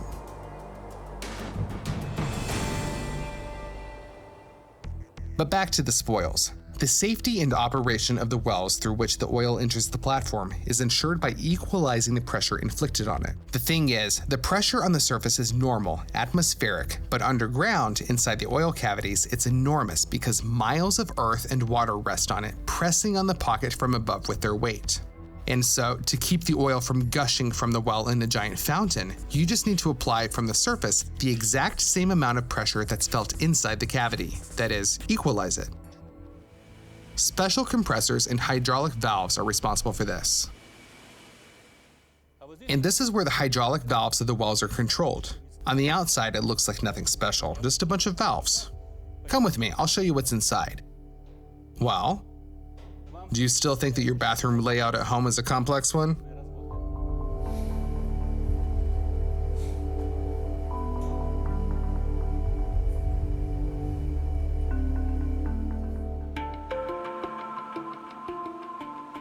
Speaking of bathrooms and fresh water in general, it's made right here on the platform. Water from the sea is desalinated using this machine. It looks pretty intricate, but in fact, it's just a reverse osmosis filter, the kind that many of us have under our kitchen sinks at home. Salt water from the Sea of Okhotsk is pushed under pressure through a membrane that has many holes in it. But the openings are so small that only water molecules can pass through them. Salt and other impurities are caught on the membrane. All that's left to do is to change the filters on time and to be mindful of water consumption, of course. What is most striking on Berkut is not the abundance of various machines, but how compactly they are all packed in there.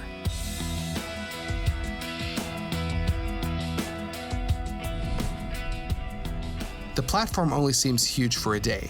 Then you come to understand that it's incredibly cramped because here, on an area of just 1.5 soccer fields, they managed to fit a drilling complex, production complex, a full-fledged oil refinery, residential blocks, a helipad, its own power plant, and even a small in-house chemical production facility. This place is called the Chemical Injection Area. It sounds threatening, but it's actually quite simple. Experienced homeowners know that you need to periodically add a special powder to your washing machine so that deposits don't build up in there. Wells are about the same. Chemicals must be added to them which prevent corrosion from occurring, prevent paraffin from sticking to the pipe walls, and so on and so forth. In general, everything is almost like in that old ad. Remember, may the platform serve for a long time. All units are configured to work independently. The need for human intervention has been purposely minimized. In fact, people here, apart from carrying out the hard physical labor on the drilling rig, mainly fulfill a control function. This, of course, creates a deceptive impression that the platform runs all by itself.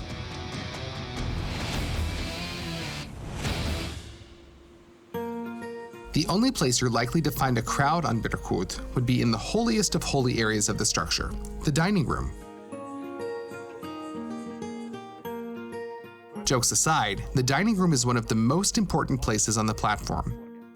It works around the clock, and here you can not only eat, but also come at any time, for example, for a cup of coffee. And it also performs one other very important function. It is the main gathering place in the event of any abnormal emergency. Well, and as for the food itself, everything is simple and straightforward. Well, we've got, for example, meatballs, pasta, mashed potatoes. Sure, the Sea of Okhotsk, famous for its seafood delicacies, is only about 100 feet below us right now, but there is no crab, no scallops, no sea urchins, nothing like that on the menu. Everything is filling and safe.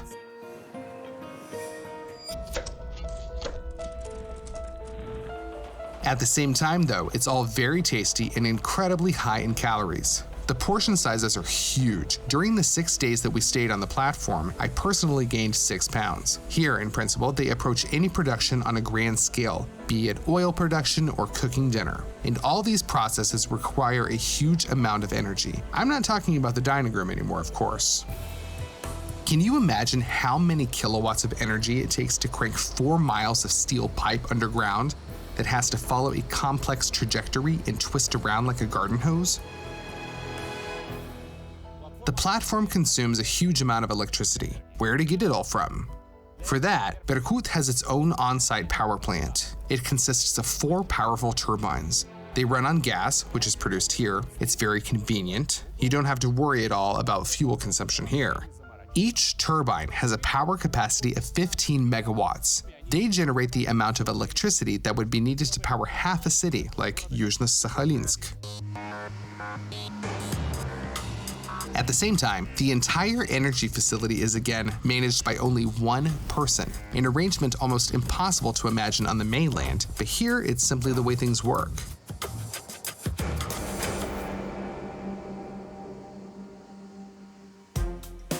And although the work at Berkut is incredibly difficult, this is the very case when there are literally no irreplaceable people here. No matter what important position you hold, at the end of your watch, a helicopter will arrive and bring someone who will replace you. Again, only when the capricious Sakhalin weather permits it. There's almost no wind blowing here now, but sometimes it gusts so hard that this net has to be kept on the helipad. It's called an anti-slip net, and it's necessary to keep multi-ton helicopters from simply being blown off of here into the ocean. So despite the fact that people here live, well, as in that very song, near where the sun rises, the place is actually quite far from being a romantic one.